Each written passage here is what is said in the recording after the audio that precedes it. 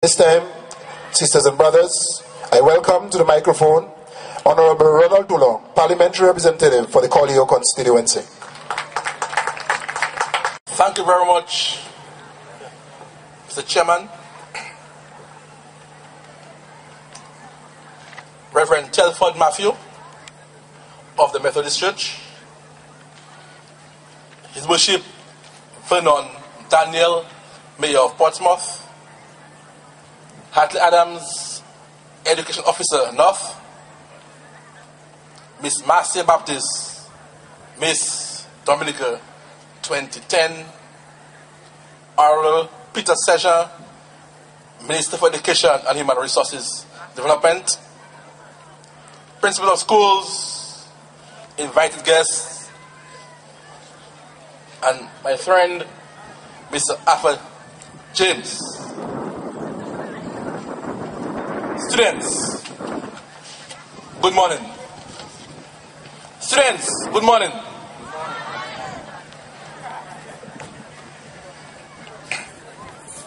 Boys and girls, for the next few minutes, I will speak to you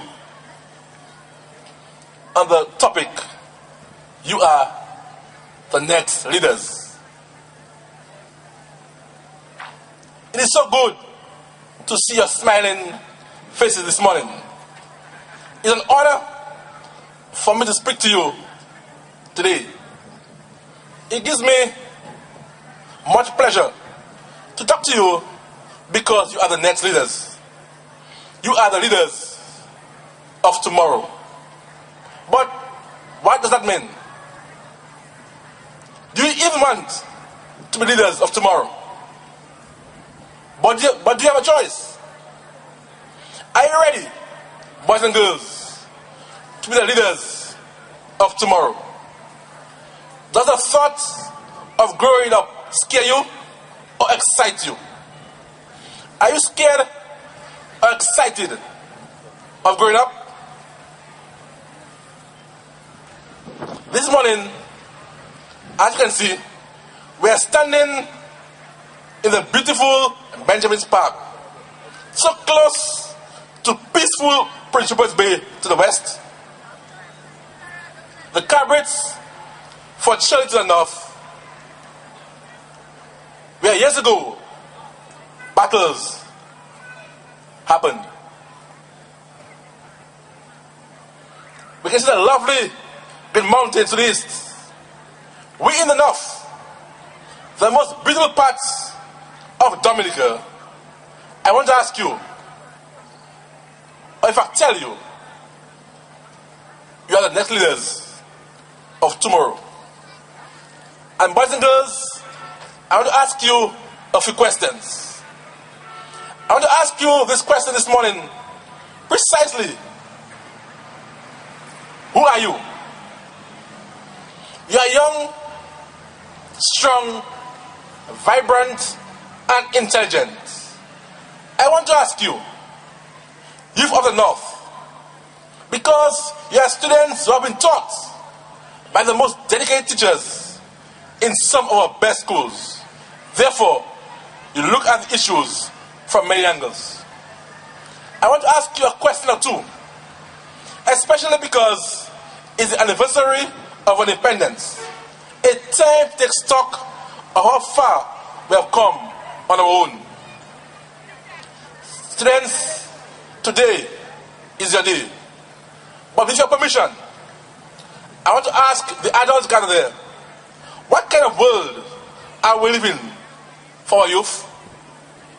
Then I will turn to the youth, the next leaders of Dominica, and ask, what kind of world will you inherit?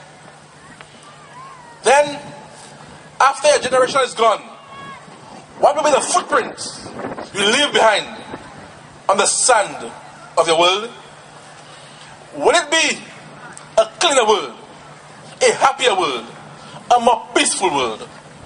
This morning, I want to help you just a bit with the answers. Trust me, I know as a youth, you prefer to figure out things yourself. always like to figure things out for themselves. But now, more than ever before, you are living in a brave world. A world of computers, cell phones, the internet, hi-fi, Facebook and Twitter. You really do want to figure out things for yourself.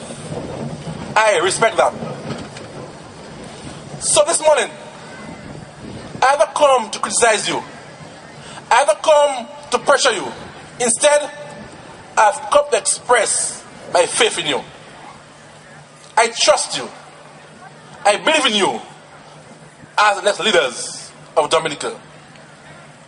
First, if you were to exchange place with me, what would you say? What would be a message? If I came down among you and asked you to come to this podium, would it be strong enough? But guess what? A leader has to be strong. Why? Because unity is strength. A leader's first job is to build unity. Boys and girls, leadership means organizing people, uniting people so that the group is much stronger than the total number of individual parts. And so, we can't be leaders if we constantly use knives and weapons. Boys and girls, leadership is a process. It happens step by step. You all know what processes because you study processes at school. Processes that build up like growth and processes that break down like erosion. And so, boys and girls, since leadership is a process, anyone and everyone can learn leadership. That is why I know that you are the next leaders. The leader uses skills to lead. He or she speaks to people, guide to go to school. You are not his boss, but you are already showing leadership skills.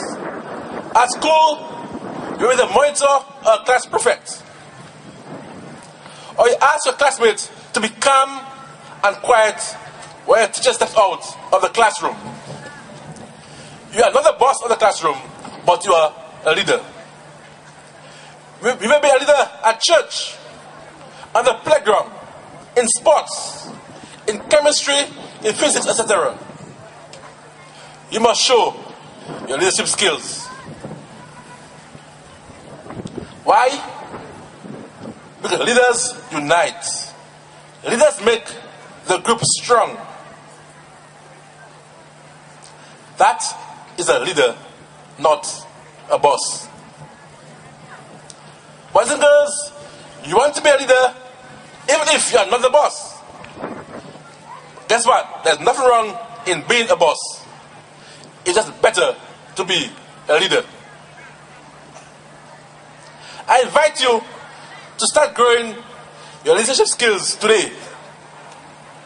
It is easy. First, know yourself. What you are good at. What more do you need to learn? Second, know the people that you lead. What kind of help do they need? You have to teach them how to be brave and proud, how to be strong. Third, speak and listen to the people that you lead. Boys and girls, what world do you want to live? What world do you want to live for those who come after you? I encourage you to think of living a beautiful world.